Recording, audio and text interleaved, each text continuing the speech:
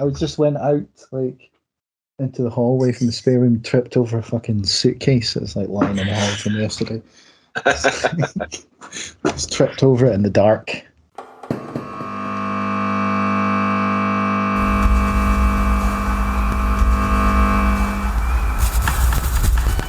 You'll share man's greatest thrill.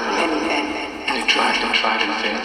They tried and died. You're dealing with the creme de la creme.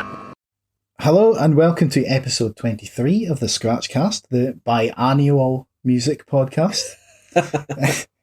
I'm Snedds, and as always I'm joined by the punctilious Mr. Grant Patterson. Yeah. And we are just two Scottish loons who love to talk about music. Punctilious means minute attention to detail. I think that's pretty apt. Which I didn't know, for the record. I didn't know that word. I didn't know that. Like, have you been taking a deep dive into the thesaurus? Yeah, absolutely. Trying to find a word to use. I quite liked it because it also sounds a bit like punkalicious. Yeah, I kind of thought that's what you were saying, to be honest. And I had to make sure that I didn't pronounce it as punkalicious. But, punctilious. So anyway, punctilious. Yeah, learn something new every day. Yeah. That's why we come here. So yeah, it's been another couple of months since we recorded. So for this episode, we have decided to do another submissions episode because we've just been getting tons of submissions in, and we haven't really, because we've not been doing very many episodes, we haven't been getting through them. So I just thought we would do another submissions special. And I think it's a pretty strong selection of stuff we've got. So I think it'll be quite fun to talk about these. Before we move on to that, I'll just run through what we've got on the episode. So first up, we'll run down some of the gigs we've been to over the past weeks and months, followed by the digital corkboard, and then on our single swap, we're discussing Didn't Care by North Carolina's folktronica duo Sylvan Esso, and Let the Lights On from North London indie rockers Sorry. And then on our bumper submission corner this month, we've been sent the debut album To Infinity from experimental electronic pop artist O-SHIN, the debut self-titled EP from Norwegian surf punk duo The Bundy, well, it's not a duo, it's a trio, The Bundy Bunch, the debut album Evidence of a Broken Mind from Utrecht Quintet 2.5 Girl, Endure, the latest single from Los Angeles psych rockers Magna Zero, the debut self-titled EP from Leeds rockers Radio Aftermath, and finally Shadows, the debut album from Genoese doom metal veterans Expiatoria. Aye, so it's quite a lot. Quite a lot to get through, yeah. So I figured we would just have a quick chat about the gigs we've been to. I know you went to see Fontaine's DC the other week. How was that? Yeah, I saw them at the O2 Academy last Friday. So what was that, Friday the 18th? Yeah, they were really good. Obviously, as we said, we very nearly didn't go because Boff accidentally booked tickets for the wrong date. But he's going to that gig as well, so he is going to the gig on Monday, I think, in Edinburgh at the Corn Exchange. We had balcony standing tickets, which is a bit different for me. I think I've only ever had kind of balcony tickets at one other gig. I think I maybe went to see, was it Bombay Bicycle Club? I really enjoyed it, to be honest. There's a lot to be said for kind of being down there and in the mix with the kind of rest of the standing crowd. But yeah, being up in the balcony was great. You know what I mean? The acoustics are great. You could hear the band really well. You could see the band really well. They opened with a Pogue song. They didn't open with a Pogue song. It was playing in the background. They played instrumental Pogues number called Wild Cats of Kilkenny, which was quite interesting. Like, that kind of, hit me from the kind of left field. But yeah, the band were on form and just great. Yeah, really good. We'd definitely go and see them again. Nice. I've never been on the balcony either, and there's been a few gigs I've been at where I've been down and I've looked up at the balcony. I've been like, I'm kind of jealous of you guys up there. It'd be quite cool, but yeah, one of these days. Yeah, man. So, I think as we get older as well, it's you kind the of preferred place to be. You start hanging further and further towards the back, which means you get a worse and worse view, I suppose. But Yeah, so the balcony sounds quite nice. The Friday before that, the 11th, I went to see Zeal and Ardour at Oran Mor. I think that's how you pronounce it in Glasgow. I don't know if you've ever been to that venue. I haven't. I know what it is, but I've never been there. Yeah, it's like the West End. It's like a 15-minute tube ride from. I tell you, I went Green to see Of Monsters and Men there years ago. Oh yeah, that's the only time I've been there. Nice.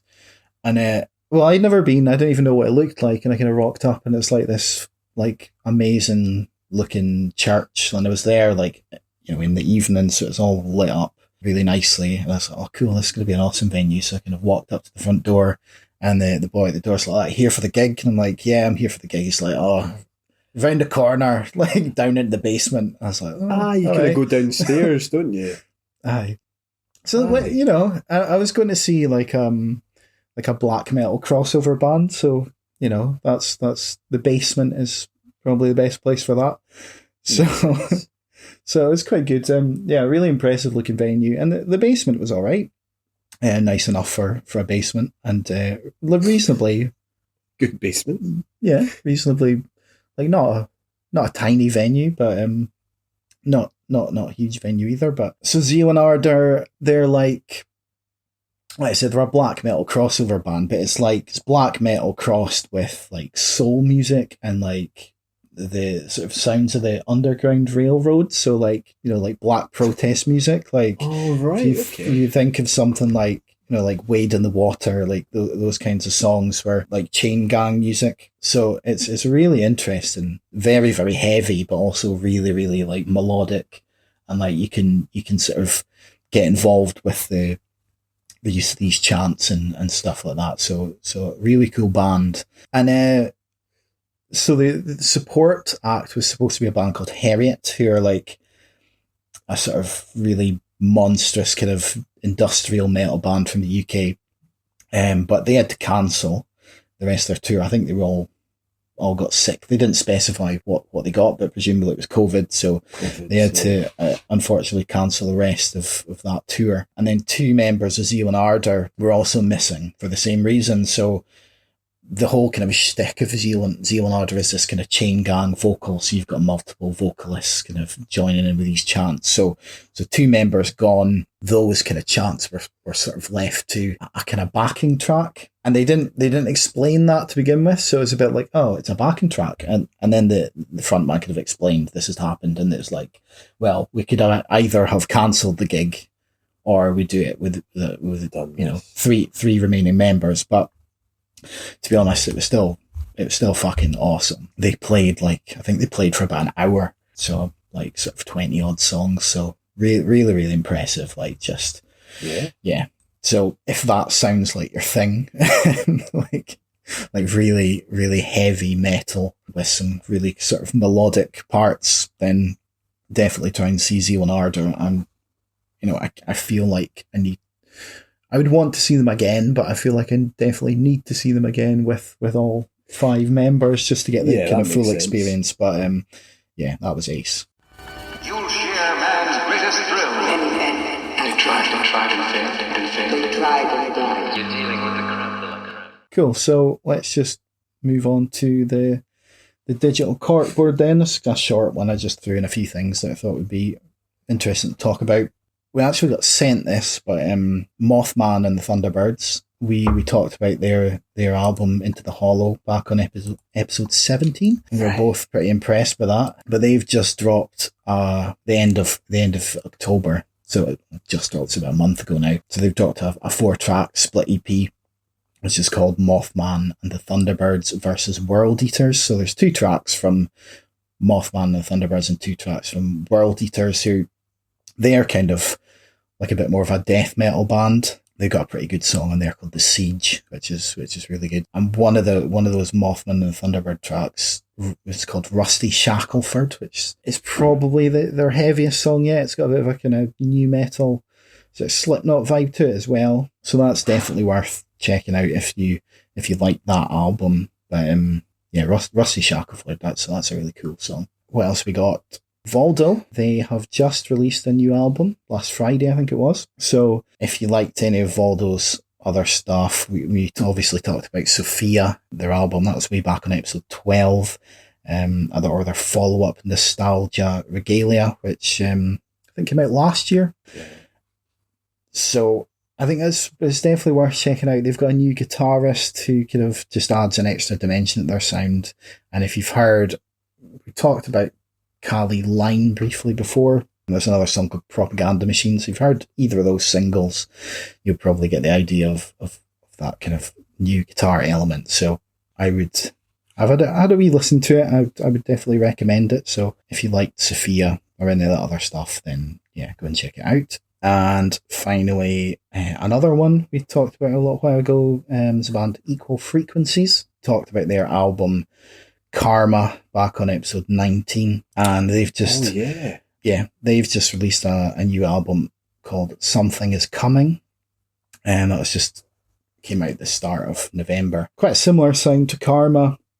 I haven't gone in heavily on it, but at kind of first listen, it sounds quite similar to Karma. So if you like that album, then I think it'll be kind of more of the same. So definitely worth checking out. I think they've even released another album in between as well, which I haven't heard, but so they're quite prolific. So if you're into that first, I don't think it was their first album, but you're into that album Karma that we covered, then yeah, definitely check out Something Is Coming. You'll share man's greatest thrill. And you tried and failed. You tried and died. You're dealing with the crap de la crap. Okay, so let's move on to the single swap then. And as always, on each episode, we give each other a song to listen to for a discussion on the next podcast. And on the last episode, I gave Grant Didn't Care by North Carolina folktronica duo Sylvan Esso. And Grant gave me Let the Lights On from North London indie rockers Sorry.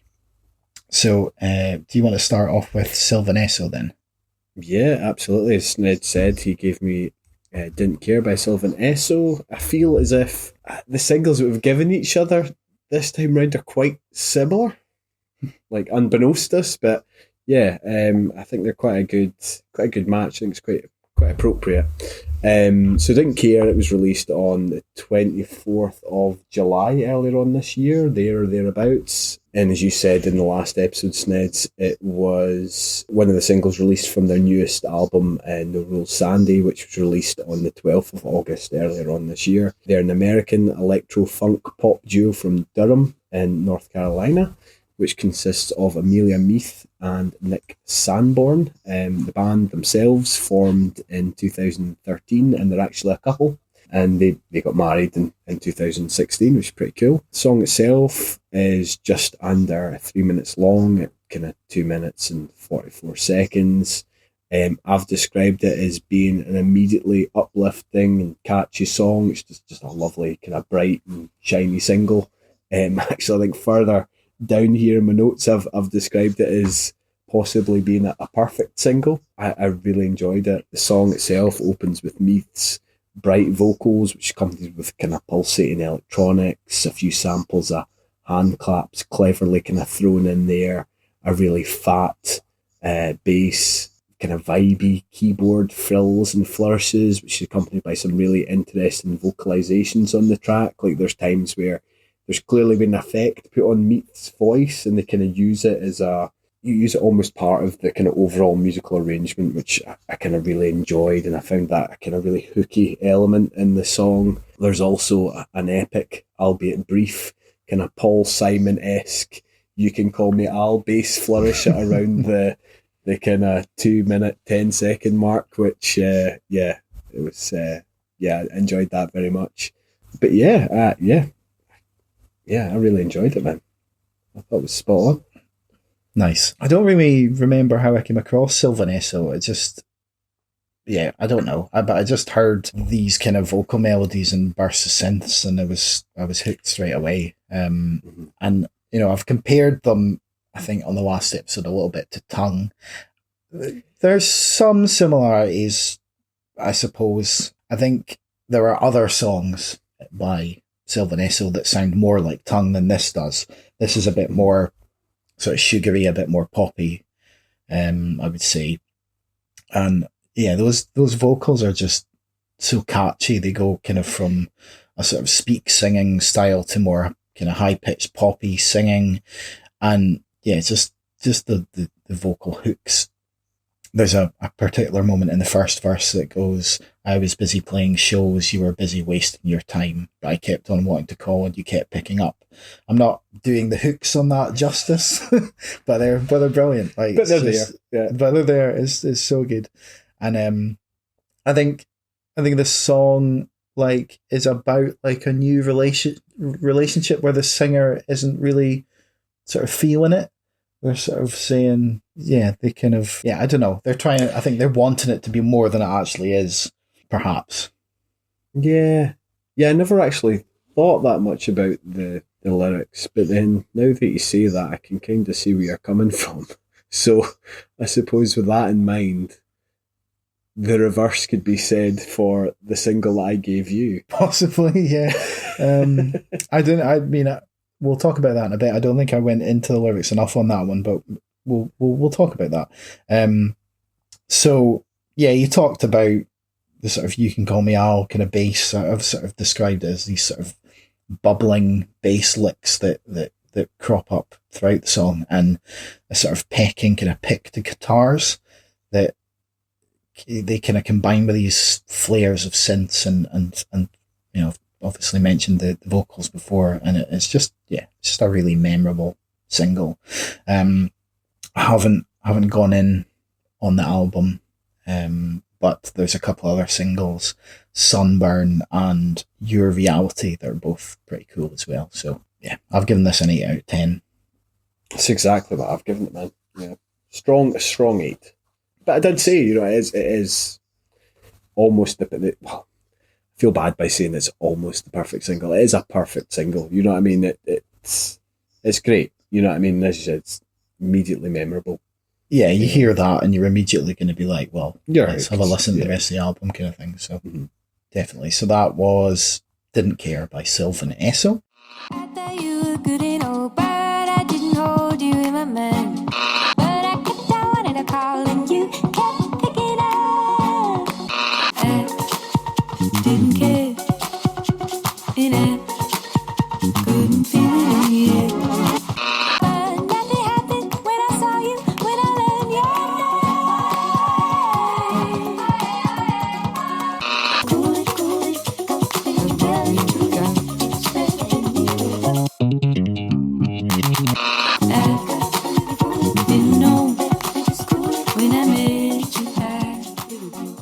So you gave me the song Let the Lights On by Sorry. So this was released on the 12th of July. No, is it July or August? I don't know. I've written both. I think it's July. We'll say it's July if I'm wrong. It's not that big a deal. So yeah, released on the 12th of July on Domino Recording Company Limited, and it's just over 3 minutes long, and it's the second of 4 singles taken from the sophomore album Anywhere But Here, which came out on the 7th of October. And Sorry, I think I mentioned before, are a sort of North London indie band. They were formed by a duo of vocalists, songwriters and multi-instrumentalists Asha Lorenz and Louis O'Brien, and they're childhood friends who've been making music together since their teens. And then you've got drummer Lincoln Barrett, bassist Campbell Baum, and Marco Pina on electronics to round out the band's lineup. So Let the Lights On itself opens with quite a nice bass rumble coupled with these sort of clanging, echoing stabs of guitar, and the rhythm and singing style for some reason reminds me a little bit of a more restrained version of the song I Love It by Icona Pop. I don't know if you know the song. It goes, I don't know that. It's the one that goes, I crashed my car into the bridge. All right, Like, yeah. Okay, I can don't get care, like that one. So it's like sort of like a Yeah, I get that. slightly somber version of that song. And the verse is really cool, but I think it's the chorus that really stands out for me. It's got this kind of wistful, lamenting melody intertwined with these stomping drums and like quite a wiry guitar lick and it's got just a sort of enough of a dirty guitar tone for me. I think it's quite a cool guitar tone they've got on there. Something really familiar about that melody as well, and I just can't put my finger on it. It's really annoying me. And weirdly, this is kind of a pointless story, but it reminded me of a tweet that I saw from Post Coal Prom Queen, and they were like asking if anyone could confirm what the chorus of a song sounded like, and I was like, oh, maybe it's the same song. Maybe they were having trouble with the same song. And then I for ages, spent ages going back to find this tweet, only to discover it was a completely different song. So I just wasted 15 minutes of my life. That song, by the way, was Earthquake by Revenge Wife, and it sounds completely different. And I still don't know what the chorus for either of those songs sounds like. So anyway. It does have a pretty familiar sounding chorus, doesn't it? Well, the melody of the chorus. Yeah, the melody is so familiar, and it's really winding me up. And I just can't quite latch onto it. But anyway, this is a pretty good song. Really catchy melodies in there, memorable chorus. You kind of briefly mentioned that the lyrics are perhaps the opposite of what we heard on Sylvan Esso, but I'm not really sure. I haven't really written down any of the lyrics here, actually. I think so. I mean, I think you're absolutely right. I've kind of written how, the song kind of opens with this cacophony of kind of that dirty, discordant kind of guitar sounds. There's a wee bit of kind of industrial type sounds somewhere in there, and there's a kind of general hubbub of wee voice samples, which I suppose are kind of used in similar sort of way to the Sylvan Esso single that we just talked about. And the vocals kick in fairly quickly about the kind of 18-second mark, and the lyrics are, I love you, I want to tell you that I love you because I love you, I want to look back and for you to look too. And again, similarly, I felt as if it was a really quite catchy, uplifting song, and I think you can't help but kind of get swept away in the sentiment of it all. For me, this kind of does feel like, somebody's fallen in love, and they're quite literally kind of shouting it from the rooftops. You know what I mean? Yeah, and I think it's great, and I think I'd given you that description of Safari's sound. I think I'd kind of read online that to listen to Sorry was to hear a safari of different sounds as eye-catching at the next, and I think that's a pretty apt description, to be honest. I've had a wee listen, kind of cursory listen of the album, and it's I need to spend a bit more time with it, but it's different. It's definitely different. It's like this song opens, or the album, because this is the first track on the album, and it's just, it starts off on a high, and that's immediately juxtapositioned with the second song in the album called Tell Me, which is very, very different. It's a bit of a kind of roller coaster. It's not by no means bad or anything like that. It's quite a cool track, but very different in kind of mood and scent. But it's definitely an album I'm going to go back and kind of listen to. Yeah, definitely. Yeah, I really enjoyed this. I think first time I listened to it, I was kind of like, it's all right. And then I think the more I listened to it, the more it just, because it's I suppose it's a little bit laid back maybe, but it's weird, doesn't it? Kind of great. Yeah, it gets under your skin a wee bit. There's kind of elements, a wee bit of kind of, what they called again? I can never get the name right. Car seat headrest. I feel as if there's slight similarities there. But I definitely think that, it's a really catchy song. Certainly grows on you. I can't help but bob about in my seat when I listen to it. I think it's great. Good. What did you give it? I've just given this an 8 again. Yeah, I think it's I've given it a 9. Oh, I've given it a 9. Up the stakes. Possibly. Put up the stakes, man. Possibly a 10. I would say 9/10 for me. I'm a bit biased because I chose it. True. I wouldn't go that far, but I it's definitely grown on me the more I've listened to it, because I would have started on a 7 and then I've kind of gone to an 8. So I think. So maybe with another listen, that'll be a 9. Yeah. Quite possibly. So what was that? That was, I can't even remember the name of the song. So Let the Lights On. It's Let the Lights On by Sorry.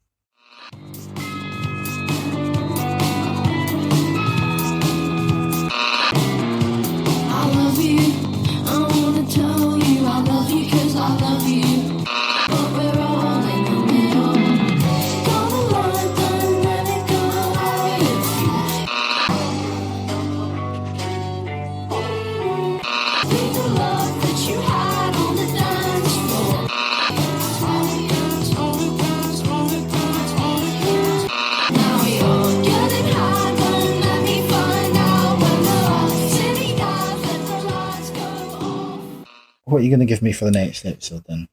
So I've given you a song called Fallout by Yo La Tengo. I've heard of Yo La Tengo. Yeah, I thought you might. This was released on the 2nd of November, so earlier on this month. Most up-to-date song we've covered so far. Ever covered. Very in vogue. It was released on Matador Records. They're a three-piece American indie band from Hoboken in New Jersey. They have been described previously as the quintessential critics band. I've got a feeling as well that they may... So I think there's similarities being made between them and the Velvet Underground in the past, and I'm pretty sure I read somewhere that they played the Velvet Underground in a movie. All right. Don't know how true that last bit is, but it's certainly been likened to the Velvet Underground in the past. And they've been going for ages as well, but this is their latest single. Cool. So that's Fallout by Yo La Tengo. Is that right? That's it, man. Okay, so I have got for you the song Suicide by the Irish avant-garde punk producer Meryl Streak. I just love that name. Yeah. And this is the final single released from his debut album 796, which came out a few weeks ago. It's on the 4th of November. And it's a Ven Records release, so his label mates with WACO and Bob Vylan, amongst others. And the album itself is described as a devastating condemnation of the shameful Catholic Church scandal in Ireland. So it could be quite interesting. A heady listen.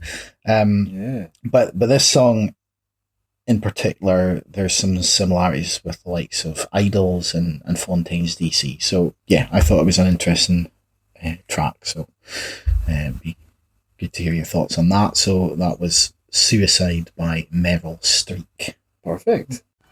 You'll share man's greatest thrill. And they tried and failed.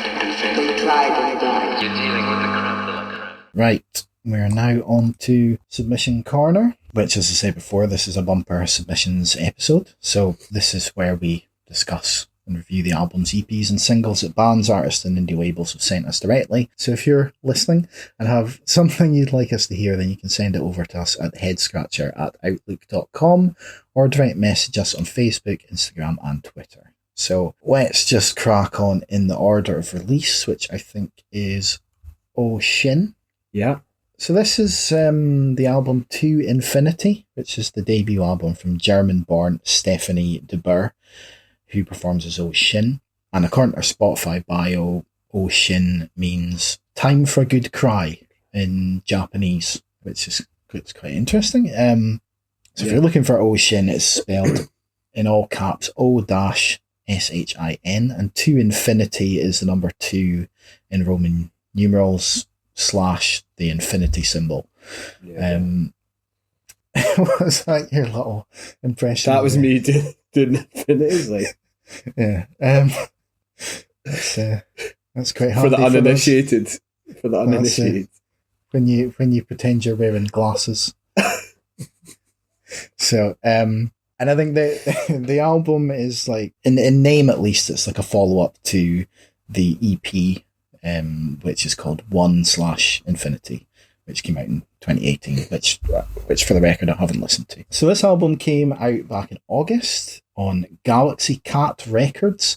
We were actually sent the album by In Black Records, who sent us that excellent Becca Starr album we covered on the last episode. So they must have some role in distributing it in the UK. And according to the press release, this album stemmed from a terrifying experience that Stephanie had in 2016, where she found herself aboard a plane from Rome to Amsterdam with a terrorist.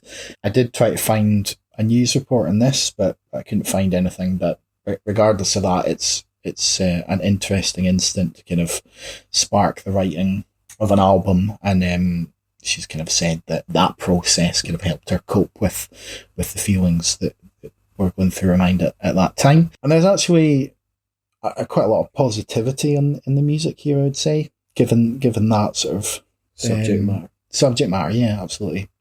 So the album opens with a kind of like atmospheric intro track. It's maybe about a minute and a half or so. And then the second track, it's called Losing My Nature. It just kind of bursts to life. And I've described it as a 10 out of 10 opener. It's got this main instrumental that sort of kind of harks back to like late 90s pop music and hip hop. It reminds me of some reason for like the instrumental parts of the song Still Dre for some reason.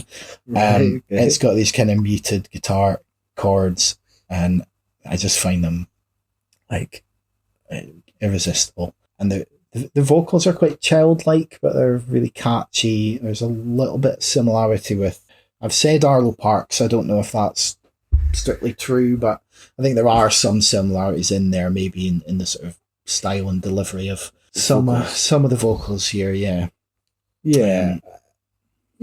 I mean, maybe there's a bit more to it than that as well. I've kind of described, I think this is maybe wrong. When I first kind of listened to it, like, it immediately put me in mind the likes of Bjork in terms of its feel and artistic scope. I'm not too sure how much I fully believe that now, to be honest. I definitely think there's a lot of kind of depth and texture to the album. I think, she seems to have blended a lot of different elements of kind of like prog, like almost like, I don't want to say prog rock, but kind of like progressive type stuff with a bit of kind of hip hop and R&B. And I think that maybe kind of chimes with what you were saying there as well. Certainly likes of Pleasure, for example, which I felt had a kind of real groove to it and something that I really enjoyed. I think it's quite interesting that, obviously the name, it comes from the Japanese, and there definitely seems to be a kind of oriental theme that's kind of peppered throughout the course of the album, that's kind of blended with these kind of ethereal, hushed vocals and, soundscapes, which I thought was quite cool. I think there's elements of that and the likes of kind of Holy Night. However, the vocals are a bit more distant, muted, and I suppose kind of serve as more of a kind of musical accompaniment on this number rather than kind of taking centre stage. Really bad, like that song Holy Night in particular, I found was a kind of really laid back and soothing number. I really enjoyed the kind of steel drums. I think it's kind of a steel drum sound anyway, or pan drums on the kind of outro of that song. So yeah, there's a lot going on this album. I think it's quite experimental, I suppose, in terms of its kind of scope and different kind of elements and genres that it kind of draws on. So yeah, it was really great. Yeah, I think you mentioned that kind of oriental feel, and the Pleasure is a good example of that. There's a sort of there's like an almost like Indian drum beat in like the first few seconds, and then you've got these sort of Japanese kind of sounding flutes, but it's also got like an absolutely thumping bass line in it, which is like just really catchy and like really danceable. And I quite like the lyrics on that song, which I think go something like, "Life is a joker, some take it for granted, some never get to play, jumping out the exit." It's one of the kind of few kind of vocal lines that I sort of really kind of pulled out, because I think you mentioned like Holy Night is mainly instrumental. There are some vocals in there, but the vocals feel more like another instrument than a focal point. It's like, it's a good example of how someone's voice is an instrument. It's, it's another instrument in the kind of suite of instruments. It's not, it's not a separate thing. So that was quite cool. Beat That My Heart is kind of nestled between those two songs, and it's got a kind of, it sounds a bit like Massive Attack's Teardrop. There's this sort of, it's got that sort of heartbeat kind of percussion to it almost, but then it kind of goes from that and drops back into that kind of Asian sounding, I've said sort of string flourishes, but it makes it its own kind of thing, separates it from something like Teardrop. It feels very experimental, and I suppose maybe when you mentioned Bjork, that's kind of whether it sounds like Bjork particularly or not, there's that kind of experimental kind of ethos there. Yeah. But yeah, it's interesting because I've kind of written at the end of my notes here that reminds me a bit of of young fathers.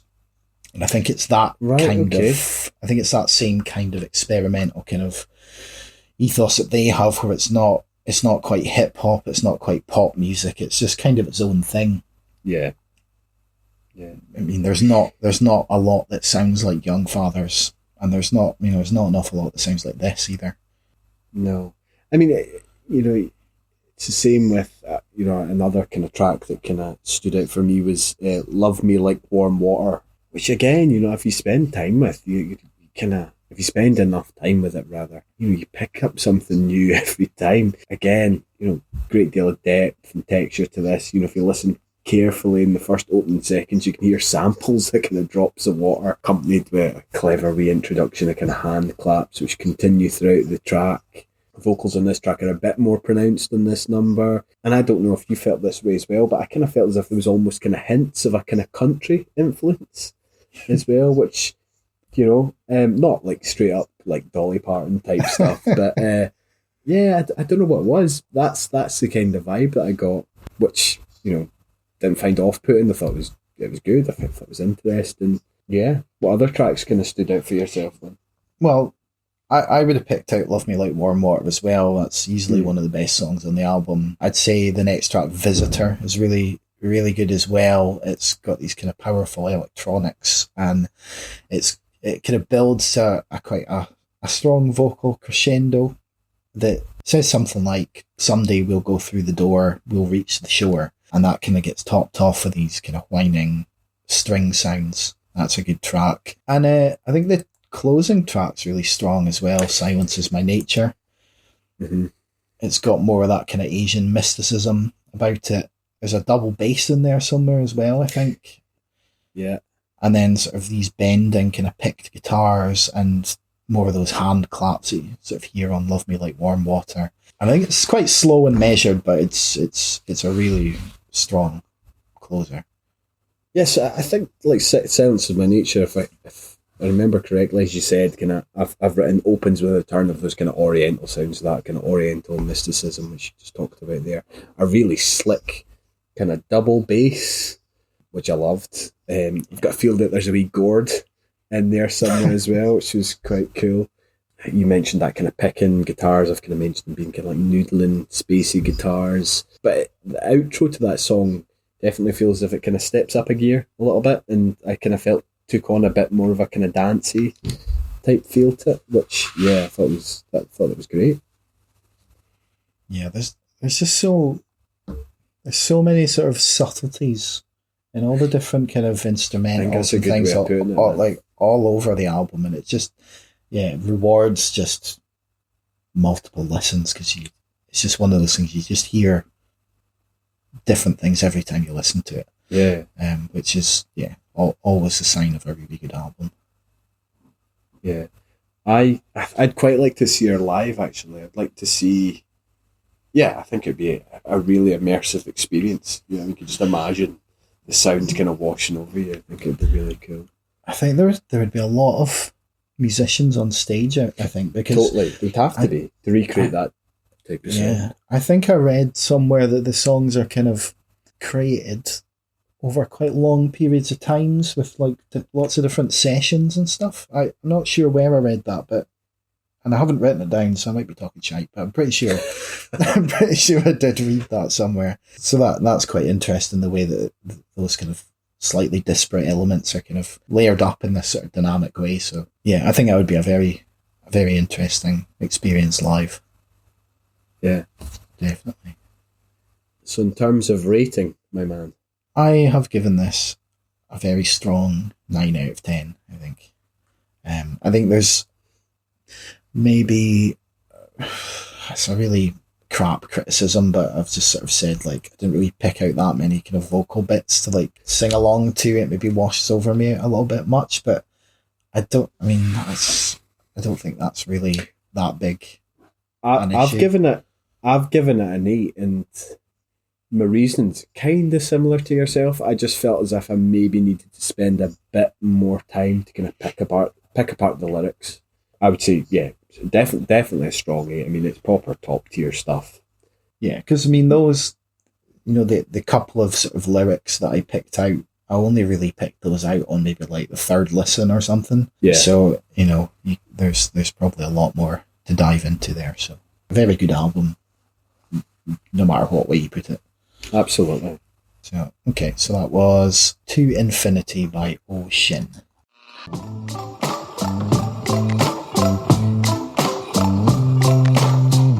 Life is a joker. Some take it for granted. Some never get to play. Jump out of the exit. For my numb fingertips, I drum the beat that my heart plays.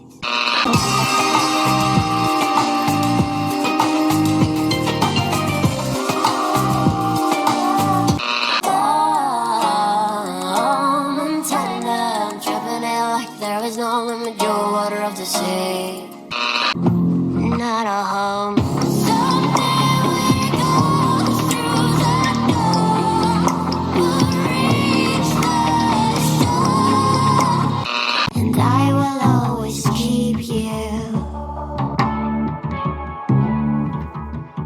No, I am not afraid of you. Right, what's the next one? It is The Bundy Bunch. Do you want me to jump on in? Yeah, go for it.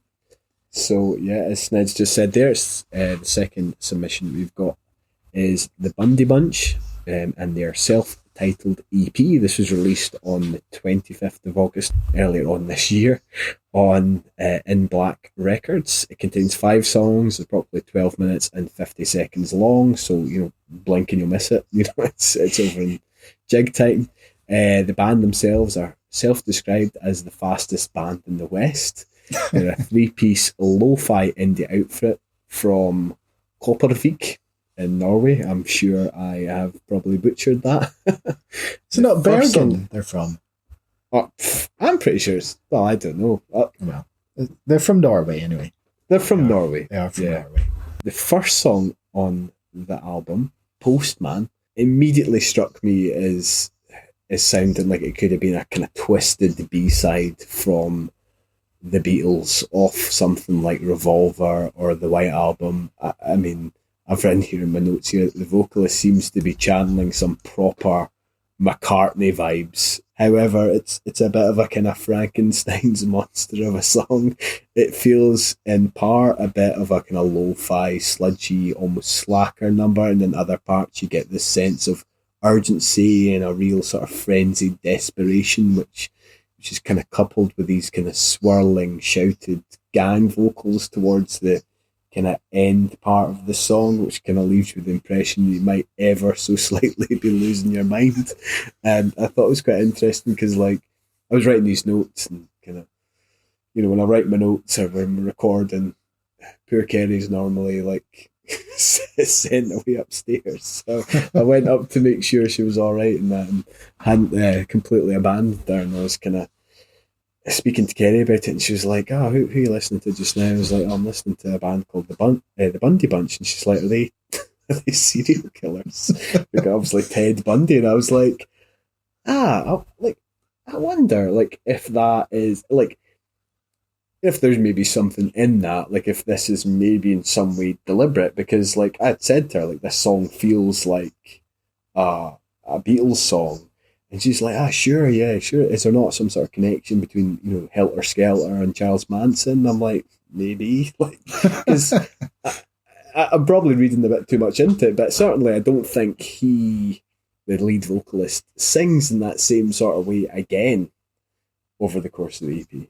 No, I don't think he does. It is... Do you see where I'm coming from, though? Like, yeah, and I wouldn't be that surprised if the Bundy Bunch didn't have something to do with, Ted Bundy, just because of the kind of sense of humour that is on this EP. I don't know if it is, but I wouldn't be surprised if it was. I mean, the lyrics are something like, "Hey, Mr. Postman, what you doing? Want to hang around with me? Last time around, one more for the road." And it's like something about getting a package delivered, and I don't know what's in that package, but yeah, it's an interesting song. Someone's head. Could be. I mean, I've described this as like an irresistibly catchy surf punk banger, but it's also like psych rock. It's got like warbling kind of fuzzy garage rock guitars. It's got like a weird kind of sort of whooping sing-along part that you can sort of go do, like it's those bits, those kind of swirling, shouty gang vocals that just it makes you feel as if you're in some sort of delirium. yeah, like it's an incredibly good song. Like it's great. Like it's a great song. I've written here, if you by the end of the song, if you're not banging your head to the psychedelic car. Talk, it would help.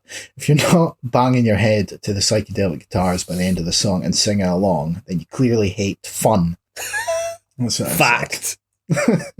But and then the next track is completely different. It's more like a sort of almost an indie rock kind of sing along. It's still got that kind of garage punk, lo-fi production, but it's got it feels brighter in a way, I felt.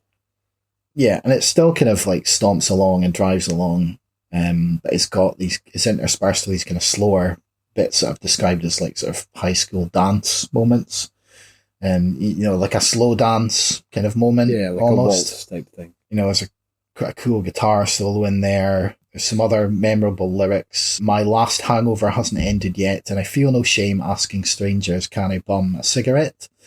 I've written that down as well, and it's something that I can relate to all too well.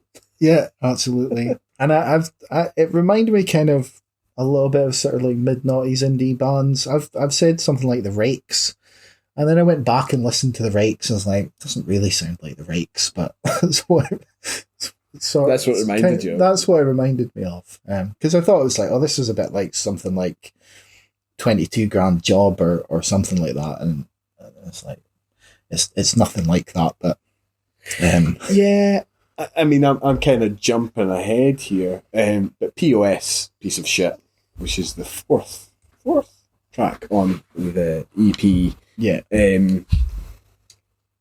Did remind me of kind of bands like that, like probably the album as a whole actually kind of immediately reminded me of some of the songs from Scott Pilgrim versus the World, from the likes of like Plumtree, the Black Lips, and Scott Pilgrim's fictional band Sex and Bob-omb themselves. So yeah, that was really appreciated. Going back one, the kind of Belushi Speedball, which is, I think it's a song about John Belushi. Well, I think so. It is, yeah. Had a really cool kind of noodly kind of lead guitar in this song. The chorus, really infectious, can't help but sing along to. There's a really cool jangly kind of twangy guitar laden outro kind of bridge before the final chorus at around the kind of 1 minute 50 mark, which was an absolute delight to listen to. So yeah, there's a lot to like in this. I absolutely love Belushi Speedball. I just love that. Like John Belushi. Yeah, the chorus so good. Like, yeah. And all the sort of references to the Blues Brothers. Like he's talking about riding like on a mission from God, riding around in a cop car. The lighter doesn't work, and it's a really cool song. And like you say, there's some sort of intricate guitar licks and stuff in there as well. And then we've talked a wee bit about POS, which another good vocal line. I'm all about the lyrics today, where they just shouts, I really want to live like this. I want to be a piece of shit, which is an anthem. And then the last track, Flower Boy, feels kind of like just a culmination of all those previous tracks. It's driving guitars, catchy vocal melodies, drilling, kicking drums. It's just an absolute banger. Yeah. No, I really, really like this EP. I've kind of written here how it feels as if like all of the songs feel as if they almost can like shamble along in this kind of frenzied and uncertain cohesion, and they almost feel as if they could crumble and collapse at any moment and just kind of don't. And I think it would be great to see what a full album of this stuff might look like. So for me, I mean, I give it a strong 8, possible 9. Yeah, I mean, I'm on a 9, like even pushing a 10. I think it's like, Oh. I think it's really, really. I mean, I know it's only a 5-track EP, but it's like I find it really difficult to. I find it really, really difficult to find any flaws in it for me. It just kind of, it's just this kind of raucous, lo-fi, catchy EP. All the songs that are great. There's not a lot. There's nothing on it that I don't like, which is quite rare. So fuck it, I'll just give it a 10 out of 10. Give it a 10. Put it in. We need that golden button, man. I need like a lever. Balloons. Yeah. Or something. So yeah. And shout out to In Black Records again, because they, that's another album they've sent us. I feel like they've sent us all of these albums, but they're just like a sort of indie Glasgow based record label, so sending us shit from Norway and Germany.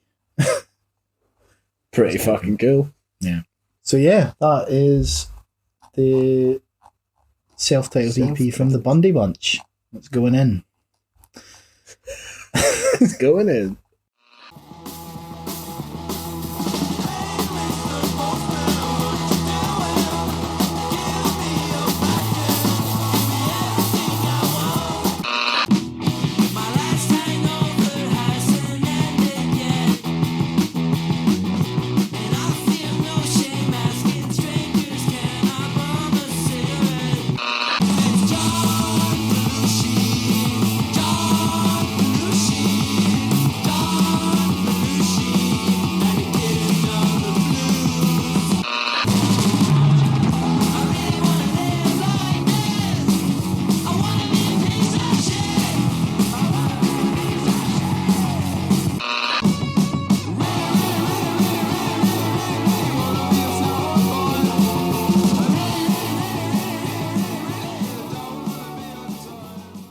Okay, next one here is Evidence of a Broken Mind from 2.5 Girl. So this is the debut album from 2.5 Girl, which is kindly sent to us by guitarist and vocalist Dan from the band. So 2.5 Girl are a quintet or a fivesome from Utrecht and have described themselves as having their own mix of emo, punk and rock, full of raw vocals and infectious melodies, and are not afraid to voice their opinions on personal and sensitive issues. The band consists of Anne Heimericks on drums, Chris Walthouse on bass, Dan Lukerick on guitar and vocals, Juliette Van der Laak on lead vocals, and Pim Krueming on guitar and vocals.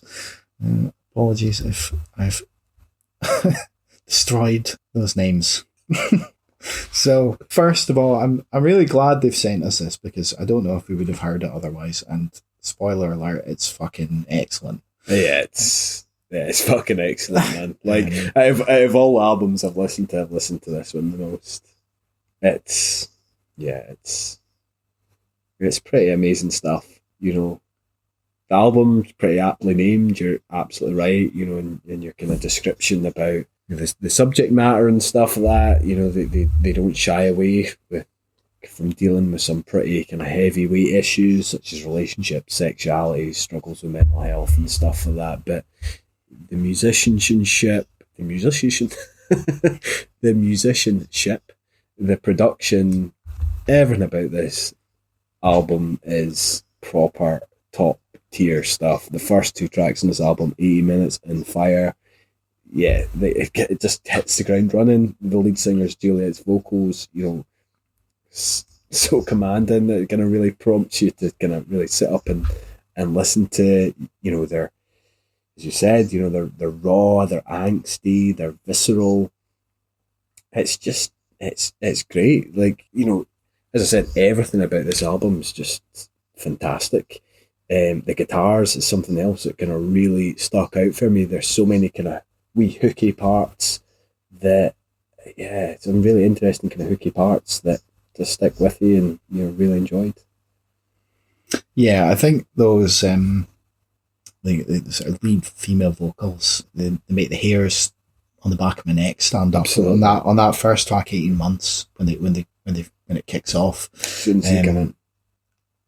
Yeah, and it's like they're quite gravelly. I've kind of referenced like Brody Dow, like Amy Interrupter as well. Yeah. But there's just something about those vocals that are brilliant, and you get these gang vocal chants as well. They combine with kind of stabs of guitars. There's sort of classic kind of punk rock sounding riffs.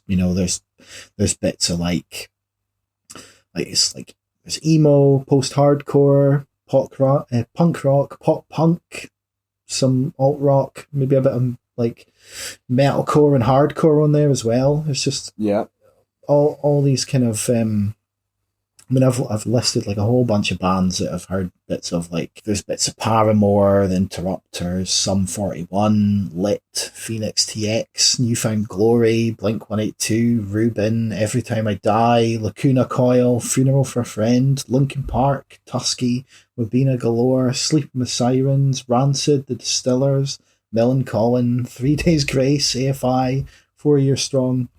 Like there's all these kind of the list's endless, isn't it? It is endless. Like just all these cool guitar bands. It's like I've written it here. It's just I want to say hit. That sounds really crass and shit. But you know what I mean? It is. It's just like fucking banger after banger, isn't it? Like Younger Years. I think that's the 3rd track in the album. That's the one I've kind of said. The riffs that open that up sound like Every Time I Die. I got a proper like Pantera's Walk feel to it as well, which I loved. Again, so much to say like about the kind of guitars. And it's got that massive beat down at the end of the song as well. Like it's pretty awesome. What other kind of songs stood out for you? Well, like I said, it's kind of. Like you say, sort of hit after hit after hit. I mean, you kick off with 18 months, you've got those sort of gravelly vocals, and then you get into Fire, which kind of throws in some cleaner, poppier vocals, as well as those gravelly vocals. It's got a massive chorus, like huge riffs. There's some pretty cool vocal lines in there. Like the things that slip off my tongue or come out of my mouth wrong. It's just sort of like stomping drums, chainsaw guitars, and I think Younger Years is definitely a highlight. Self-Made Suffering as well. It's got probably one of the heaviest and catchiest riffs on the album. It kind of reminds me of a song by Sleeping with Sirens called Leave It All Behind, which is an absolute banger. And I can imagine that in particular just going off live as well. I think 70 actually is a big one because it's got that. It's about not being accepted for your sexuality essentially, and it's like it sounds a really a bit like vocal on that, which I can't remember. Like because I was listening to it actually whilst I was driving home tonight. Yeah, I can't remember. Is it Friend or something like Friend or Family? Oh, I can't remember. I won't do it justice, but it's brilliant. It's really catchy as well. The big moment I've written down from that is like there's a kind of voice sample that talks about prosecution of same-sex relationships all over the world, and then it kicks into these like shouts of I still can't be myself in 70 countries. It's like it's such a big moment. And then that's much of the song sounds like something off a refused Shape of Punk to Come as well, which is never a bad thing. That's never a bad thing. It's a fucking class album. Yeah. Searching for Relief, the next song I've written. This is a Billy Talent song, right? I don't know what it was about the kind of opening gang vocals. I mean, it's great. I thought it was brilliant. I think it's a guitar tone as well. I've not said Billy Talent, but I can see where you're coming from. I've gone with sort of Sum 41 where they go a bit more metal, like the Hell song, something like that. Mm. And you've got that chorus. It goes day and night, no daylight, feeling stressed, searching for relief, and it's just you could. I mean, I was singing along. I was just singing that to myself before we started recording, like that bit. So. That's kind of the proof of how catchy it is. The next one, the weird thing I've written, colorblind. It opens with kind of like a soothing, kind of echoing vocal part, and I've said it sounds like Eternal, like the song "I Want to Be the Only One." Like it's got this kind of, it's like a How does that go again? It's like a choir, you know, the one that goes, "I want to be the only one to hold you." But it's the opening. You know that song, but it's the opening of the song that it's like a choir. Yeah, and that's the same as this song. But whereas Eternals, "I Want to Be the Only One," you know, it's a 90s pop song. This turns into like a driving punk banger. Yeah, very different. Yeah. It could have gone either way, but they decided to turn it into a punk banger. And it's got like right in the middle of the song, it's got an absolutely raging guitar solo, and I wrote down that it's like it's the kind of solo that you dream of being able to play when you start learning guitar. It's like if you could play that, you'd be like, I've achieved my goal. Like, it's so good. Mine was, remember when I was playing bass, like mine was that "You Can Call Me Al." I'm pretty sure you said that you would give me a blowjob if I managed to That's because I knew. It's because I knew you would never achieve that. And similarly, I've never achieved like the ability to play a solo like the likes that you hear on Colorblind. So there you are. The moral of that story is never make promises that you think you have keep. To, or you think you might have to keep in the future. Black Sheep was another good song. Yeah, I felt as if like the album kind of opens up. It's, you know, we get a bit more of a kind of expansive, kind of self-reflective and kind of spacey number, whilst retaining that kind of trademark and characteristically angsty energy, which I thought was another really good song. Life in Overdrive, I kind of felt perfectly sums up the album. It just, yeah. Yeah, I've just said it's like life-affirming pop punk at its best. Yeah. And it's another song where I'm like, sounds so familiar, and I can sort of almost hear the song that I'm comparing it to in my head, and I just can't quite get to it. And it might not actually sound like anything. It might just be that it gives me the kind of same. It reminds you, yeah. You get that vibe of it. You know, I was listing all those bands earlier, and there's elements of kind of several of those on the more kind of pop punk side, in Life in Overdrive. But yeah, that's like. What a good song that is. And it's kind of, you know, it's got a huge, like, massive kind of gang vocal sing along part as well. Just, yeah, a really, really massive, like, ending to the album. Yeah, I love that. So it goes without saying, Snedds. What have you given this? I've given it a 9 or a 10. That's what I've given it to. I think it's very, very good. And there's the odd bit here and there that isn't as good, but you know, like every song on here is great. I think I've picked out maybe a couple of bits where some of the vocals aren't quite as good. But yeah, I mean, there's not many of them. No, there's not. But I did quite like the juxtaposition between the female and male vocals. Always quite like that. I thought it was done very well within this album.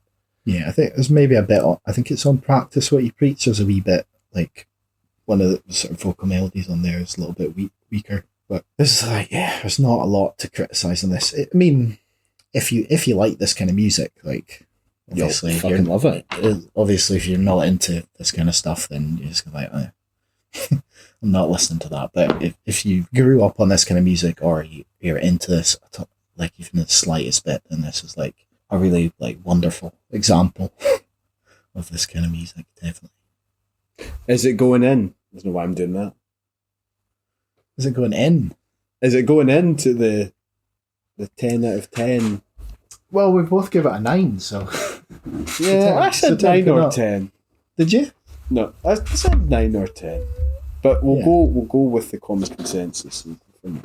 Yeah, I mean, it's a really good album, but I don't think it's quite there, quite a 10. But it's a very strong 9. Perfect. Yeah. So that is Evidence of a Broken Mind from 2.5 Girl.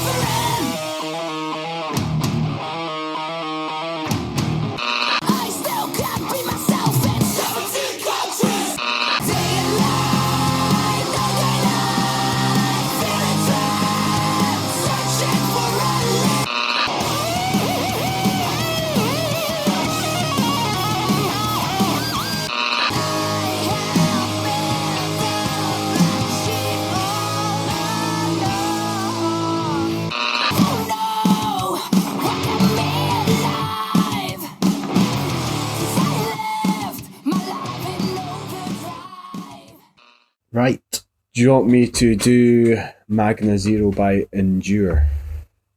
Start introduction. Endure by Magna Zero. The very same. Yeah, I mean, if you can get if I can get it right, then that'd be a good start, wouldn't it? Yeah. Yeah. So Endure by Magna Zero was released on the 16th of October earlier on this year. It's a bit of a long number, just under 5 minutes long. Magna Zero, a 3-piece prog rock outfit hailing from Los Angeles that consists of David Aubrey on drums, Chris DeCesare on lead guitar, and Jason Moore on vocals, bass guitar and keys. So according to their website, the band grew up playing music together in Moore's basement. Over the years, they've worked on several collaborative projects, writing original music, recording demos and playing local gigs in and around the Los Angeles area. In late 2019, when Moore returned home after a 10-year hiatus in Denver, the 3 band members reconnected to form Magna Zero. The band's name, translated from Latin and Arabic, literally means great nothing and serves as the title for their debut album, which is due out to be released in early 2023. Endure is the band's second single from said album, and according to their website, is a song about love's lasting triumph over personal pain, fears, and other kind of daily challenges and what have you. So the song itself kind of opens with a kind of echoey drum beat, which is kind of shortly accompanied by this really smooth, slick bass line, which I really enjoyed. Initially takes on a bit of a kind of lounge lizard feel to it. It has a really kind of cool groove to it. Vocals have a similar kind of ethereal, echoey feel to it as well. However, there's a kind of bit of a kind of tonal change at the bridge at around the kind of 2-minute and 12 mark, with introduction of a kind of fuzzed up and distorted electric guitar, which I really enjoyed. I think it helped give the song a bit more depth and texture, which I really liked. Yeah, I think the musicianship on this number is top drawer stuff. Yeah. I liked it, man. What was your thoughts? Yeah, I mean, I agree. I think the musicianship is absolutely top notch. I really like that bass line that's kind of present throughout most of the song. It kind of keeps everything rumbling along. Vocals, I really like. I think when they first come in, they've got a little bit of a sort of Bob Dylan kind of twang to them almost, but feel quite weak to begin with, I thought. Well, I don't know if I would say weak, but they to me they sounded sort of Bob Dylan-y, twangy sort of sound, and then as it goes on, they sound a bit more like something like Jane's Addiction's Perry Farrell, like kind of elongated words at the end of each line, and that kind of, I don't know how to describe Perry Farrell, his voice, but if you've heard Jane's Addiction, then you kind of know what I'm talking about, and I got that kind of vibe, which is cool.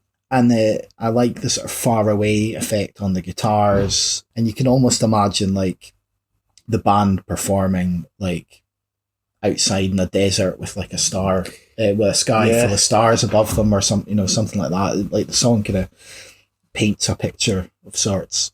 And then you get like round about the middle of the song, the drums come crashing in, and there's quite a cool sort of screeching guitar solo that's just let loose like over the space of about a minute. And the vocals and bass come in again during that minute, but that guitar really stands out in that period. So yeah, I really like it. It's, it's a bit of alt rock and sort of psych rock. I mean, there's, I suppose, a little bit of sort of Pearl Jam on there, maybe, like when they've sort of kind of post 10 kind of Pearl Jam, I'd say. So like definitely if you like sort of grunge and alternative rock and the more psychedelic side of that, it's gonna definitely vibe with you. Can't help it.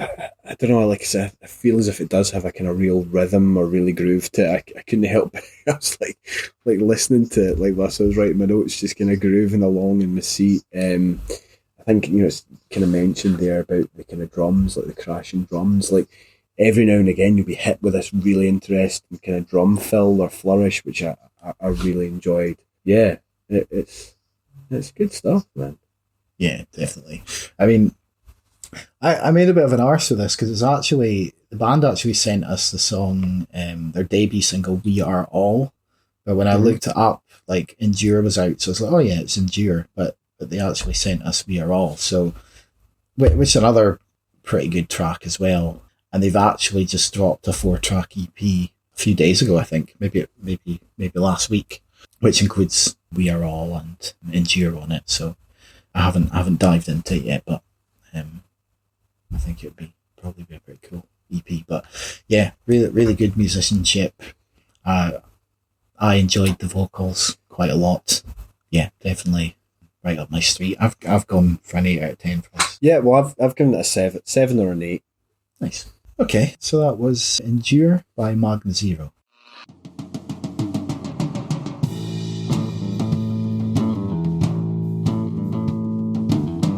We can live to die from the state of mind, loving us forever.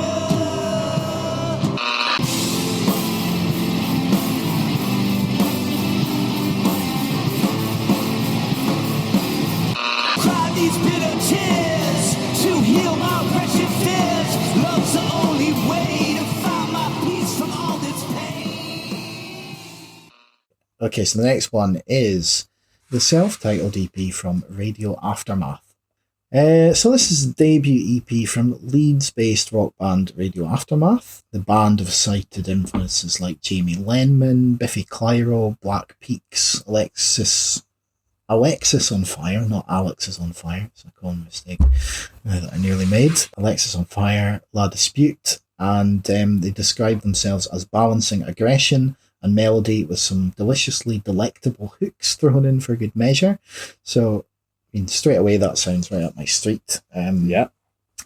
The band consists of Chris Dennett on vocals and guitar, Sam Moran on guitar and vocals, Rob Burns on bass and vocals, and Jack Craven on drums. This is another one that opens with a sort of intro track called Able Archer. It's made up of like voice samples, I think, kind of almost like describing. It sounds like it's describing, isn't it? Yeah, the threat of nuclear war or something like that, which is possibly imminent. Potentially, yeah. So it feels quite up to date in that respect. And then that leads into second track, Cup of Coffee in the Big Time, which opens with kind of a flurry of aggressive noise before these Razor guitars kick in and then the drums hit their stride. And once it gets going, it's a bit of a rager. Yeah. It's kind of got a mixture of clean vocals and kind of gurgling screams on there. I think the next track, Custom Made Lizard Shoes, it's got a bit of a similar vibe to that 2.5 Girl album. It's maybe not quite as polished as that album, but it's got similar drive, similar energy, kind of stabbing riffs, driving guitar licks, nice bass lines, catchy vocals as well. It's a pretty cool song title as well, and I think the because I think that was one of the singles that was possibly released. Comes with some pretty cool album art as well, from what I saw on Bandcamp. Yeah. Custom made lizard cheese. Yeah, it's a pretty cool. It's a pretty cool song name. And this is it's an EP, but there's 8 tracks. It's 27 minutes, which I think that's longer than Turnstile's Time and Space. So it's you can maybe get away with calling it a mini album or something. Mm-hmm. I thought overall this is pretty decent. What are your thoughts? Yeah, I think overall it was pretty decent. Well, the first song, like cup of coffee and the big Tim, you kind of mentioned about, the vocals on that track. You had to get a mixture of kind of clean. What did you say again? Clean vocals, gurgling screams. Yeah, aye. I did feel as if there was times where there might have been maybe kind of 1 or 2 singers, artists, whatever, singing at once, and it sometimes felt a bit disjointed. That was my only criticism of that song. I've described it as a kind of high energy punk rock number, which felt kind of, for my money, a wee bit reminiscent of kind of early Offspring, which was quite cool. I think you're right. Custom made Lizard Shoes second song on that album. Plenty of fuzz, reverb, growling kind of guitars, which was really quite cool. See Through Lies, really enjoyed this number as well. I kind of felt that the guitar in this track had a kind of real swagger to it, which I really enjoyed. I found the lyrics were really infectious too. I actually thought this was a kind of real earworm.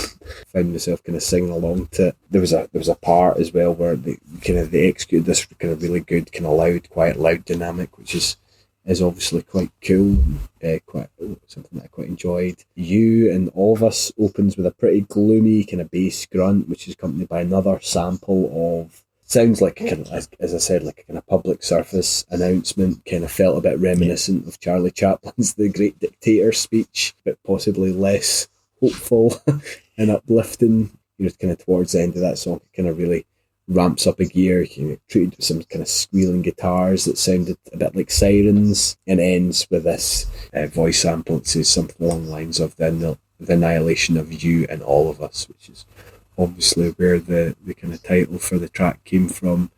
Estranged, which is the next track, I believe, on that album, had a real kind of stoner, desert kind of rock vibe to it for my money. It kind of had a bit of a kind of Atomic Bitchwax kind of feel to me, which I really enjoyed. Whereas Inert, I felt as if, it was another song that had kind of real kind of swagger and confidence to it, which, as I've said, can't help but kind of win you over. It had a bit more of a grungy vibe to it for me. I did feel as if the lead singer was kind of channeling some proper Cobain kind of Bleach vibes as well, which I thought was pretty cool. And I felt as if it kind of maybe took on a bit more of a kind of classic rock kind of feel to it with those kind of gang vocals in. But yeah, that was good. Yeah, I think I've said Inert kind of opens almost like a hard-edged pop-punk song, and then it kind of mutates into like a bit more of a rock and roll number. Yeah. And it's got like this really gnarly kind of hard rock guitar solo in it, which is pretty cool. And you obviously mentioned Estranged before that, which I think that guitar line in the intro, I've just said I can just listen to it forever. I think it's a really cool guitar line, and I think that track has maybe the strongest vocal performance on it. I really like the line, "Sick of you, sick of your shit, I'm over it." I think that the sort of aggression on that last line in particular is really satisfying. And I think Tapestry's a decent closer. It's got some pretty big riffs on it. I'm not totally sold on the chorus, but I do like the bass line that kind of runs through in the mix there. Yeah, I think there's a lot of really cool kind of instrumental things going on in this album.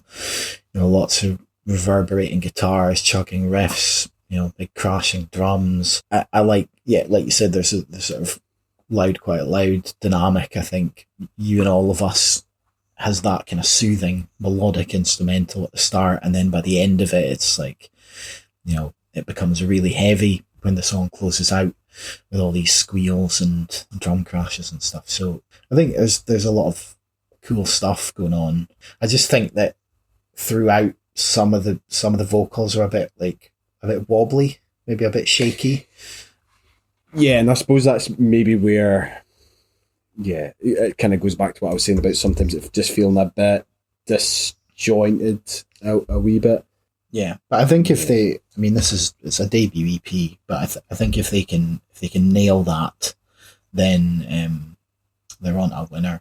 Yeah, totally. Yeah, like I think you're kind of right in saying that it is kind of. I don't want to say it's a pretty straight up alternative rock EP or album, because that seems a bit trite. But as you said, feel like kind of bold, brash, swaggering guitars, bass grunts, and whatever.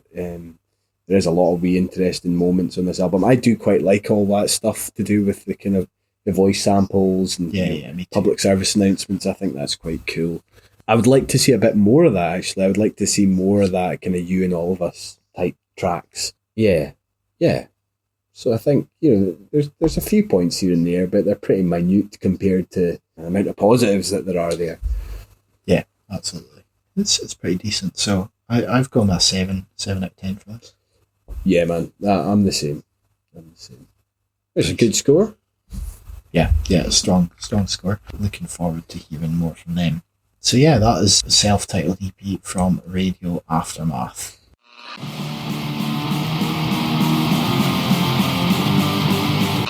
I feel restless.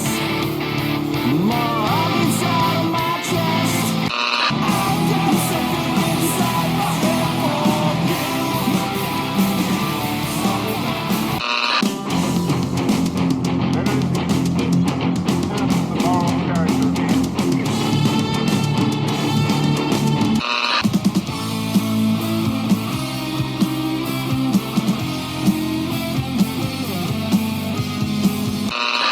Perfect now, you just the other day. You built me up so high, then just walked away.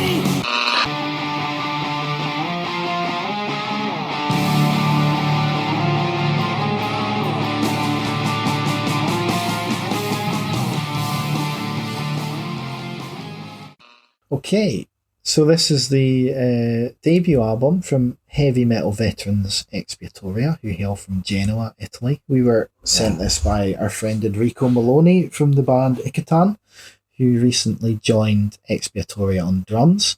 You can check out a review of Icatan's excellent 2020 EP back on episode 14 of the Scratscast, and we also interviewed them last year, which is a good chat, and that's well worth checking out if you're interested. Now, Expiatoria were formed way back in 1987, which is The year I you was were born. And it's pretty mental to think that having formed 35 years ago, this is just the band's debut album.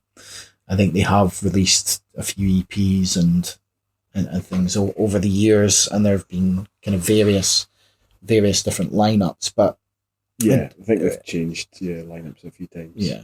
But interestingly, these are all new songs. They're not just re-recordings of older materials. These songs have been written in the past couple of years as well. So it's not just that they've just taken some of these old songs and dusted them off and re-recorded them. This is new material, and so like I said, they've gone through several lineup changes over the years before settling on the current incarnation of David Krieg on vocals, Massimo Malachina on guitar, Eduardo Napoli on guitar, Giambattista Malachina on bass, Flux on keyboards, and of course Enrico Maloney on drums.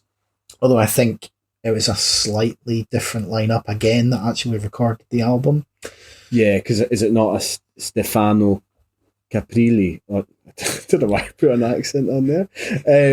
On drums. Yes, there's definitely someone different on drums, maybe even on keyboards. Although it could just be the real name of Flux.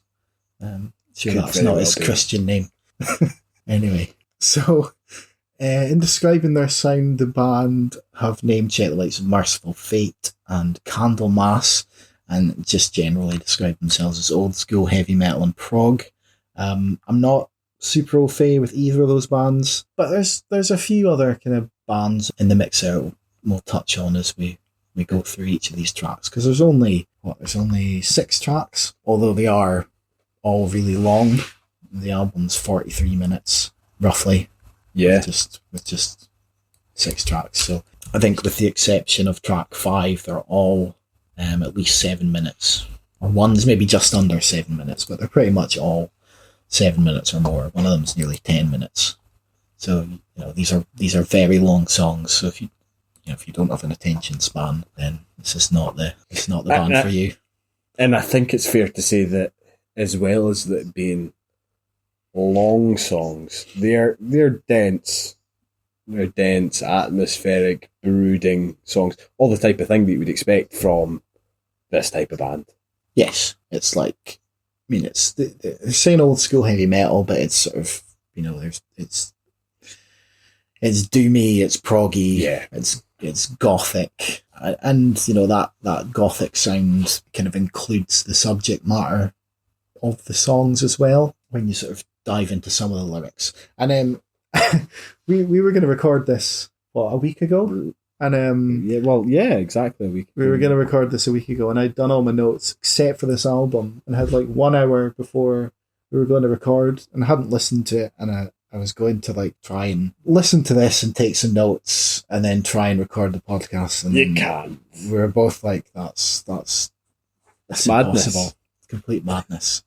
Well, I mean, 43 minutes of that hour would be just listening to the album. So it's like, and you can't just listen to this album once and then collect your thoughts on it. It just wouldn't be doing it justice. So the album kicks off with the song "When Darkness Falls," which has got quite a satisfying stomp to the drums. It's got these chunky, classic sounding heavy metal riffs, some nice bending guitar licks. I think the opening vocals in the verse were a little bit jarring for me at first. There's a few satisfying moments in there, particularly there's a lyric that goes "by the devil's hand," which the first time it comes around is just like in quite a sort of deep tone, and then the second time it comes around, it's in like full heavy metal falsetto in the style of like King Diamond or that kind of thing. If you don't know King Diamond, then go and listen to the song "Abigail," and you'll get the idea. But it's that sort of really high pitched falsetto, almost shrieking kind of delivery, and it's almost comical. If you're not used to that kind of music, but it is a kind of trope of heavy metal, but I find it particularly satisfying. Yeah, I enjoyed that, and I think it's fair to say that the kind of vocals to begin with are a bit. I don't know how to. It's very much in keeping with the genre, but yeah, it's very gloomy, oppressive. Maybe not the right word to use, but yeah, I can get that. So it was a bit difficult for me to listen to at first because I wouldn't say that this stuff's normally in my kind of wheelhouse. But saying that, those bits that you mentioned were definitely a high point. I did really enjoy that, and I did enjoy the bit where I think he's kind of singing as the devil. Yeah, I loved that. I did love that. I thought that was really cool.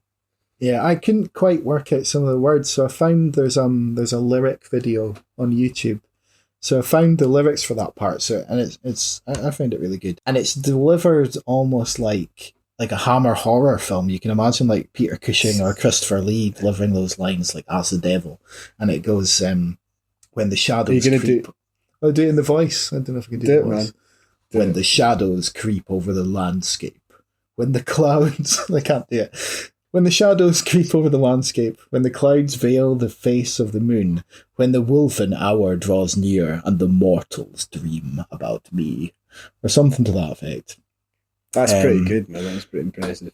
Without all the kind of screw ups in between. But that's a particularly memorable bit, and like I said, it's just got that kind of Hammer horror kind of feel about it, which I suppose is a kind of theme of heavy metal in particular, because it's quite heavy, but it's also quite theatrical in the kind of sense of like maybe like Alice Cooper is quite theatrical.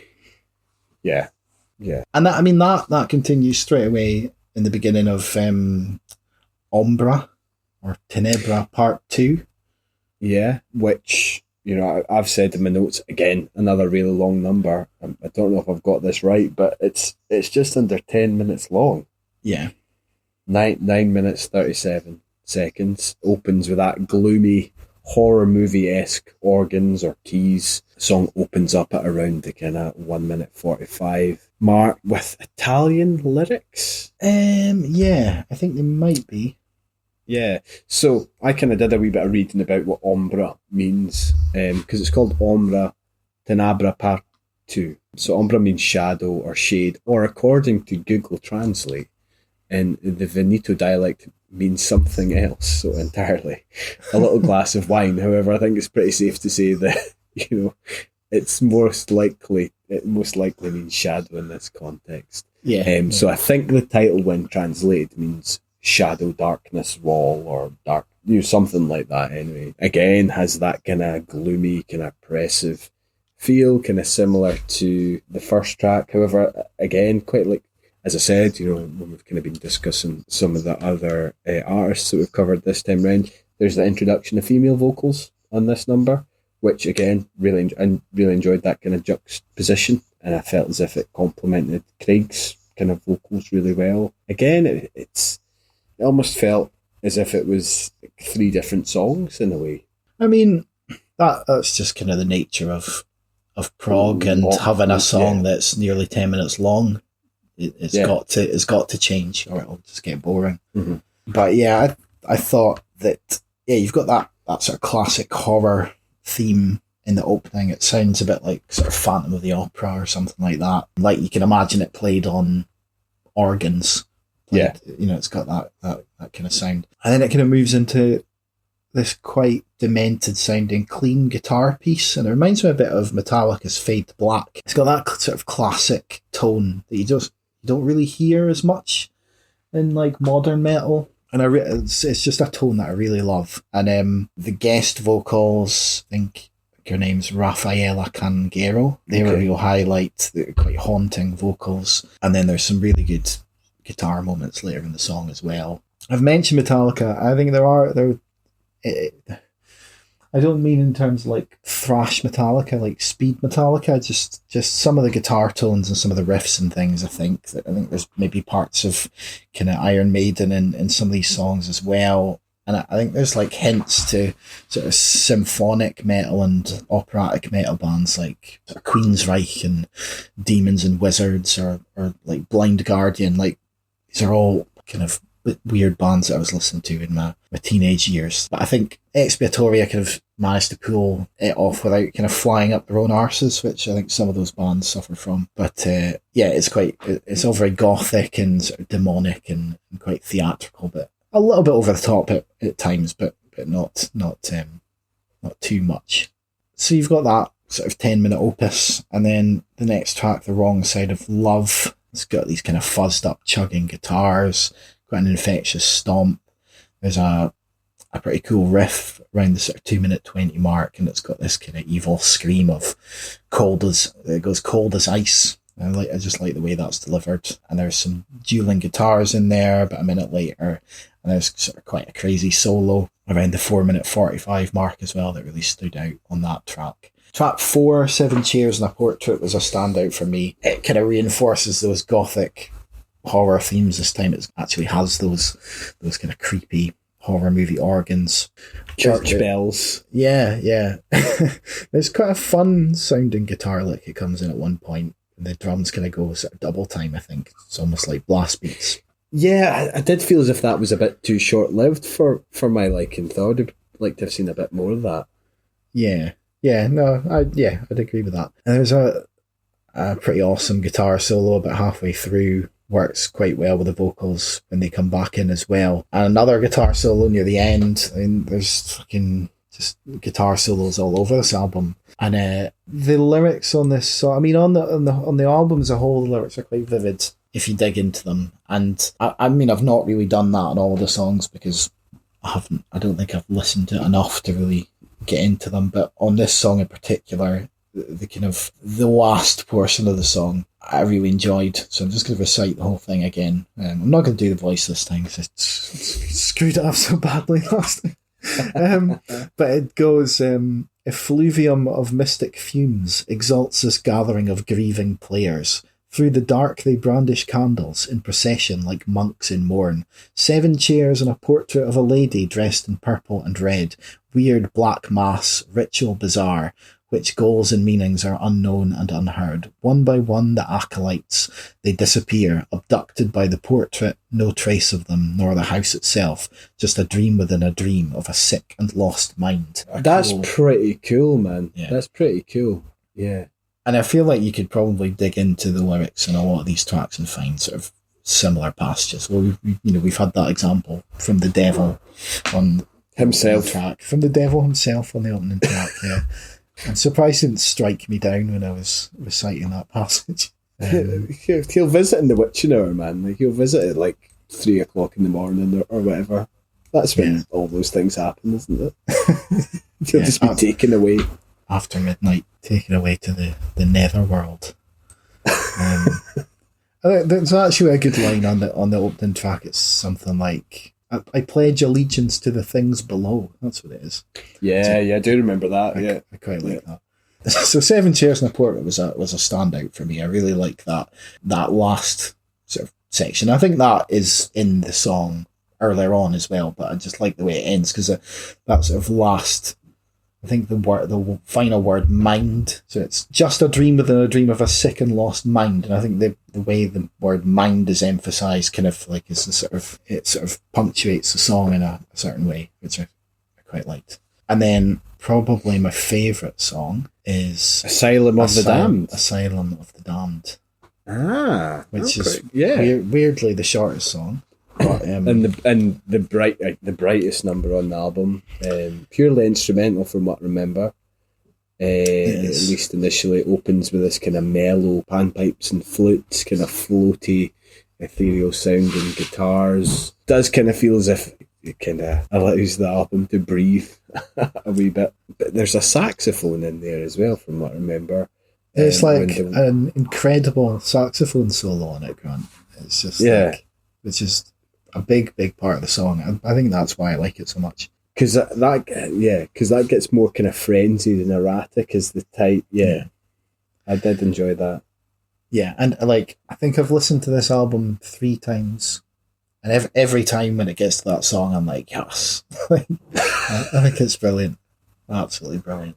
Like I think saxophone works really well in heavy metal. I think because it could be quite demented. I think that works really well with the themes of heavy metal, just kind of chaotic, sort of unhinged kind of sound you can get from a saxophone. Just works. Look at how expertly performed it is in bands like Viagra Boys, for example. Like, it's like a caged beast. Yeah, exactly. And then it can be it's like such a kind of versatile. Well, it's not the only versatile instrument. It can be like really romantic, and like Careless Whisper or whatever. But then it can be this absolute monster. But you could say that for lots of instruments, I suppose. Yeah, I feel you'll probably take up the saxophone at some point. The Sasquatch. Yeah, I feel like my neighbours would petition to have me thrown out of the building. If I took up saxophone. Do you know, this is totally off topic, but did you know that Clyde, as from Bonnie and Clyde, played the saxophone? No, I did not. Picked it up watching a movie about them the other night. It's just an image of him playing the saxophone just before he goes and shoots somebody the next day. Have you got any more Bonnie and Clyde facts you'd like to share? Not today. Not today. Tune in next time. We'll do a spin-off Bonnie and Clyde podcast. Bonnie and Clyde and saxophone podcast.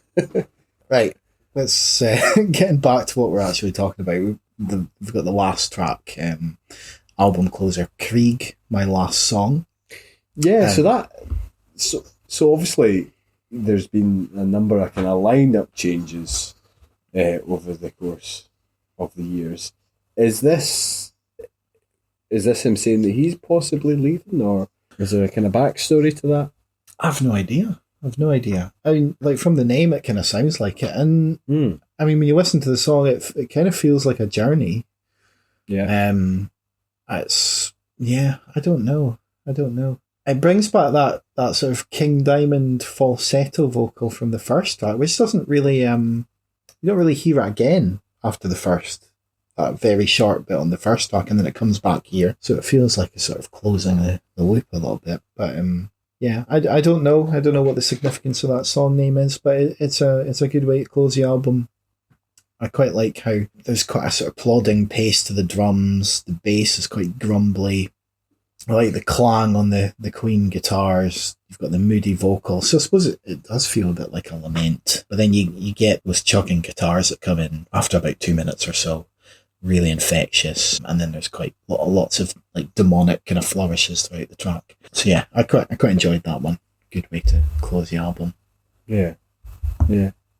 What was your thoughts overall? So I quite like this. I think there's a lot to kind of dive into. And like I said, I've picked out some of the lyrics here and there, but I don't think I've really scratched the surface in terms of maybe the sort of stories that are buried in there. And like, I think if you're a fan of old school heavy metal, you'll get a lot out of it. You know, early Metallica, Iron Maiden. I mentioned some other operatic kind of metal bands. I think there's maybe stuff like bands like Halloween and Gamma Bomb as well, albeit not like nowhere near as fast. But yeah, there's a lot to like on here. I think some of the vocals are a bit shaky here and there, but there are some really good vocal moments as well. So on balance, I've gone for an 8 out of 10 because I do really like it.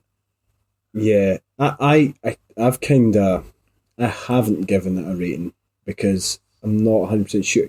As I said earlier on, this isn't my wheelhouse, so I don't know how likely I am to go back and listen to it. And with that in mind, I haven't given it a rating. What I have said, like these guys have been going for as long as I've been alive, so yeah, and it's clearly a labour of love for them. And this album, as I've said, kind of quite a few times, kind of really dense, atmospheric album. There's very little in terms of a reprieve from that, other than that kind of change of direction which we get with regards to Asylum of the Damned.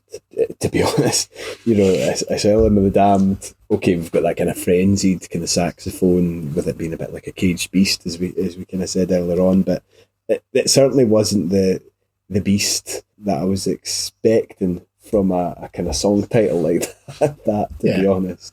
So that was pretty cool. Obviously, with regards to the vocals, you said they're a bit shaky. I think, I'm not all that well acquainted with this type of stuff, but I think it's very much in keeping with that quintessentially kind of gothic rock style. I did really enjoy when he got the opportunity to kind of show off his vocal prowess, and he kind of hit those kind of high notes. That was proper badass top tier stuff. Like I did enjoy that. I think the musicianship's great. The band kind of definitely have a flair for creating that kind of dark, gloomy, sludgy guitar riffs.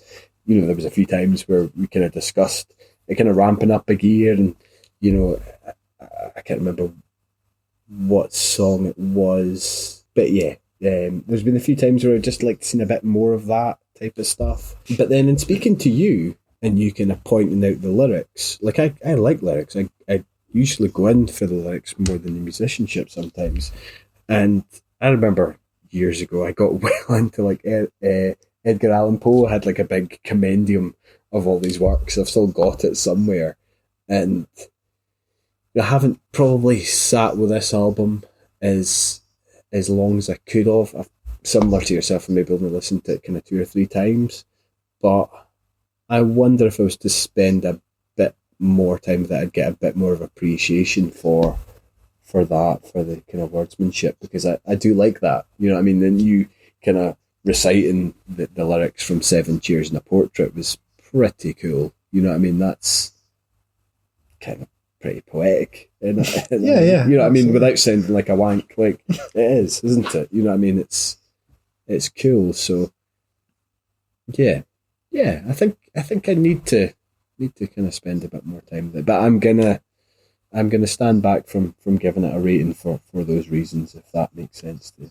Yeah, I think that's fair enough. You've kind of justified that. So I think, like, this is, when you think of metal, you think of, like, being sort of difficult to listen to and that kind of stuff. But I think, like, older style heavy metal it's an easier listening experience than maybe some more modern, more extreme types of metal. I mean, this is not like, it's not Anna on the Thrack. It's not that abrasive. I think it's heavy, but it's also quite fun. Yeah, all right. So that is Shadows, the debut album from Expiatoria.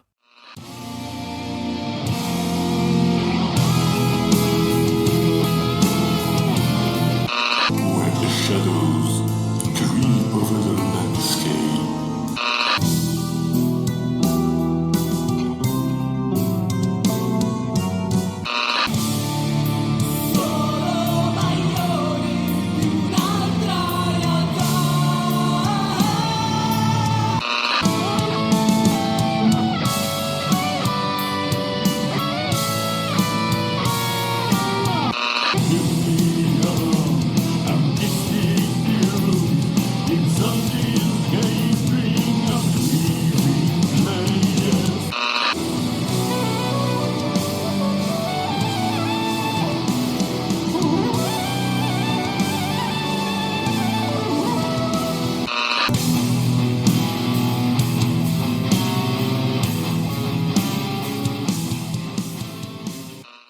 Right, we've blasted through them. We have, man. That's quite impressive. Hopefully we've not just talked a heap of pish. Well, we will have. I mean, Well, I we was have talking talked about about fucking piss, probably. Bonnie and Clyde saxophone at one point. So yeah, well, I most certainly have talked a lot of piss. I was talking about looking for a tweet for 15 minutes for Yeah. basically no reason. So yeah, there you have it. So on that note, that's another episode of the Scratchcast, signed, sealed, and delivered.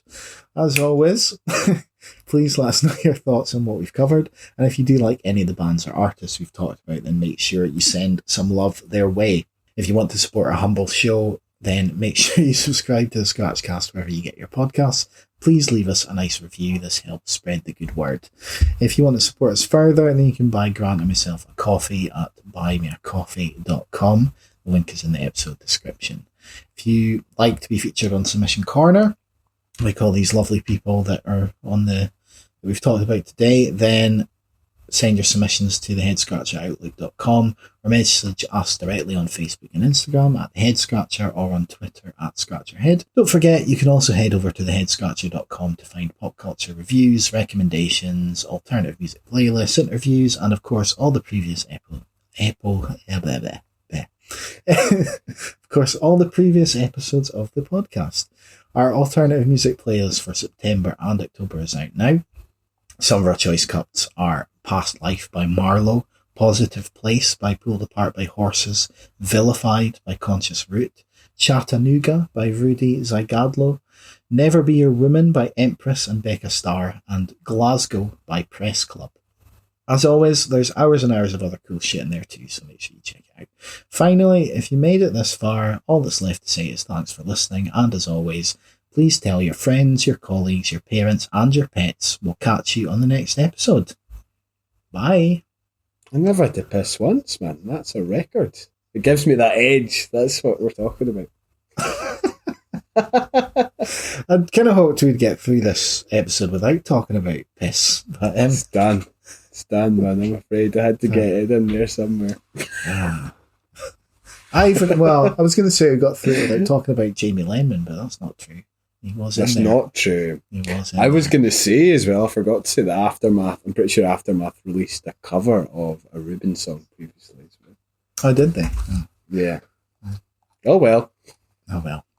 I should have been all over that. It's not finished. It's finished.